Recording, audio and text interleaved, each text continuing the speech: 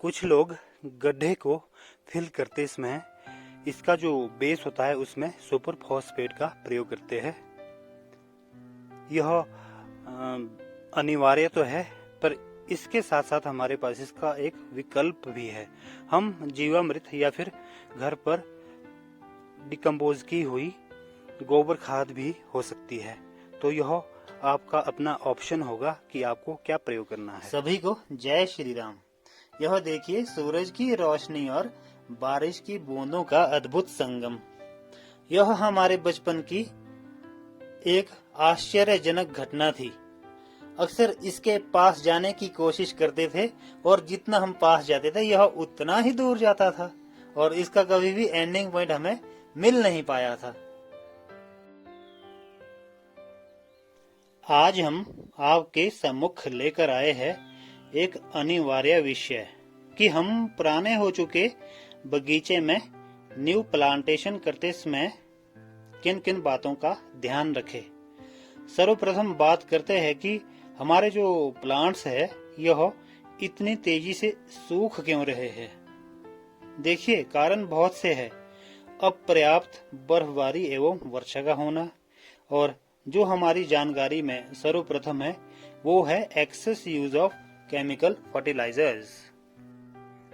मिट्टी की जांच किए बिना ही हम अधिक प्रोडक्शन के लालच में कुछ भी सॉइल एप्लीकेशन कर रहे हैं, भले ही वह न्यूट्रिएंट्स हमारी सॉइल में पहले से ही मौजूद क्यों ना हो। क्या आप जानते हो हमारी जो मिट्टी है इसमें ऑर्गेनिक कार्बन की मात्रा 0.1 से लेकर 0.3% ही रह चुकी है, जो हमारी मृदा की आत्मा कहलाती है। जब वो ही नहीं है तो हम कैसे एक्सपेक्ट करें कि हमारा जो पौधा है हरिष्ट पुष्ट रहने वाला है। तो साथियों, हमारे पास अभी भी समय है। हमें शीघ्र अति शीघ्र और ऑर्गेनिक एवं नेचुरल फार्मिंग की तरफ जाना होगा, ताकि आने वाले समय में सूखा हो चाहे कुछ भी हो हमारे पौधे स्वस्थ बने रहे। अब बात करते हैं न्यू प्लांटेशन की।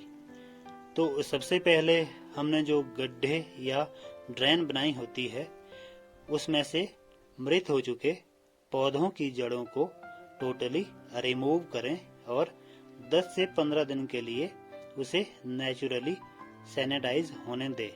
बाद में आप उसमें चूना अप्लाई कर सकते हैं। अब हम आपको दिखाने वाले हैं कि जो भी पौधे हम नर्सरी से लाते हैं हम उन्हें कैसे नेचुरली सैनिटाइज कर सकते हैं। इसके लिए हमें सर्वप्रथम ऐसी जगह से मिट्टी का चयन करना होगा जहां पर कोई भी केमिकल का प्रयोग ना हुआ हो, और समान मात्रा में देशी गौ माता का गोबर लेकर पानी की मदद से उसका घोल तैयार करना है।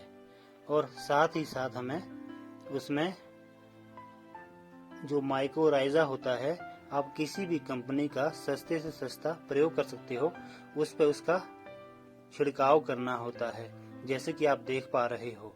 और उसके उपरांत हमें उनको धूप में कुछ समय के लिए सूखने के लिए रखना होता है, ताकि जो हमारा माइकोराइजा है वह आसानी से जड़ों में चिपक जाए। H2O2 या फिर बेविस्टिन आदि का प्रयोग सैनिटाइज के लिए करना कोई अनिवार्य नहीं है। मिट्टी एवं गोबर का लेप सबसे बेस्ट सैनिटाइजर होता है।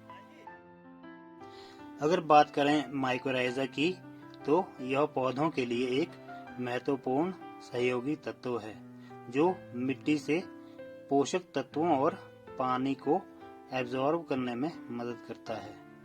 यह पौधों में रोग प्रतिरोधक क्षमता को बढ़ाता है और मिट्टी की गुणवत्ता में भी सुधार करता है। इसके उपयोग से जो हम केमिकल फर्टिलाइजर्स का यूज कर रहे थे वह बिल्कुल भी आवश्यक नहीं रहता है। तो फ्रेंड्स, यह माइकोराइजा बहुत ही काम की चीज है। हमने इफ्को कंपनी का माइकोराइजा लाया था। ये देखिए, यह है माइकोराइजा।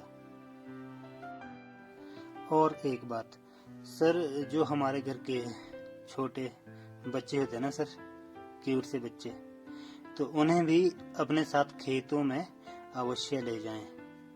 वो कहते हैं ना कि हर ज्ञान किताबों में तो नहीं है, तो ये प्रैक्टिकली देख भी पाएंगे कि हमारे जो प्लांट्स है कैसे उन्हें रोपित किया जाता है, कैसे इसमें रूट्स होती है, कैसे लगाएंगे, तो इनका मनोरंजन भी हो जाता है और इनको प्रैक्टिकली जानकारी भी हो जाती है। अब सर, जब भी हम पिट्स को फिल करते हैं या ड्रेन को फिल करते हैं, तो कुछ लोगों का मानना है कि उसमें हम सुपर फॉस्फेट को भी प्रयोग करें। अब देखिए सर, यदि आपके पास डिकम्पोज की हुई गोबर खाद है तो यह अनिवार्य तो नहीं है, तो हम भी गोबर खाद को इसमें मिट्टी के साथ मिक्सअप करके प्रयोग कर रहे हैं और प्लांट की जो भी रूट्स होगी उसकी डायरेक्शन को चेंज नहीं करना है। वो जहाँ को भी ग्रो कर रही है, हमें मिट्टी की हेल्प से हमें उसी डायरेक्शन में उसे रखना होता है।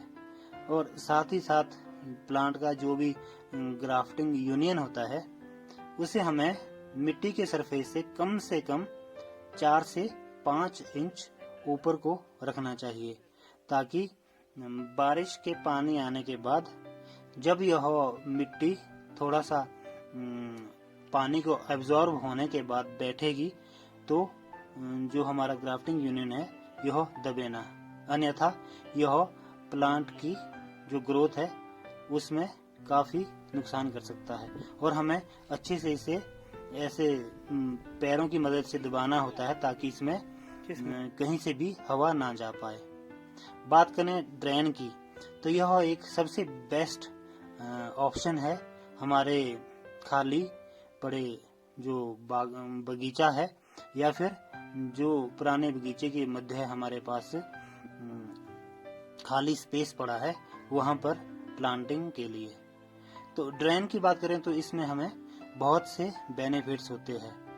कहीं भी आपका जब भी आपको कभी पानी आएगा तो कहीं भी आपके ड्रेन में जाएगा तो यह पूरी ड्रेन को जो है मॉइस्चराइज रखेगा और यह हमारी जो सेमी स्पर वैरायटीज है जिसका हमने चयन किया है हमारे पुराने बगीचे में न्यू प्लांटेशन के लिए।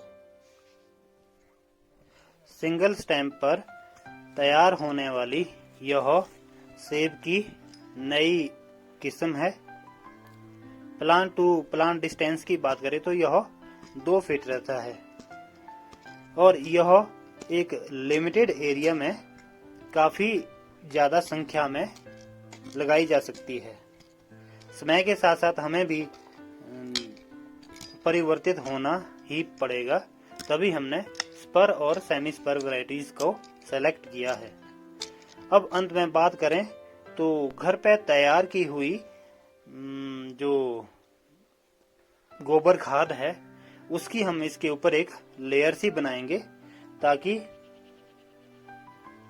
जब भी बारिश हो तो बारिश का पानी एब्जॉर्ब होकर यह एक अच्छे से इसमें मॉइस्चर मेंटेन रख पाए। और उसके टॉप मोस्ट सबसे ऊपर हमने सूखी घास को रखा है ताकि सीधी धूप से गोबर भी जल्द से जल्द ना सूख पाए। कार्बनिक पदार्थ की मात्रा को बढ़ाने से हमें बहुत से लाभ मिलते हैं। केंचुआ पनपता है, सूक्ष्म जीव की वृद्धि होती है, NPK आसानी से घुलेगा, मिट्टी की जल धारण क्षमता बढ़ेगी, पानी सोखकर नमी बढ़ेगी, मिट्टी का भुरभुरा होना भी इसी बात पर निर्भर करता है कि आपने ऑर्गेनिक कार्बन की मात्रा को कितना बढ़ाया है। तो साथियों, जब हम इस तरह के कार्य करते हैं तो जो सूक्ष्म जीव होते हैं उनका जीवन यापन भी अच्छे से हो पाता है। तो कृपया इसी तरह का कार्य करते रहें।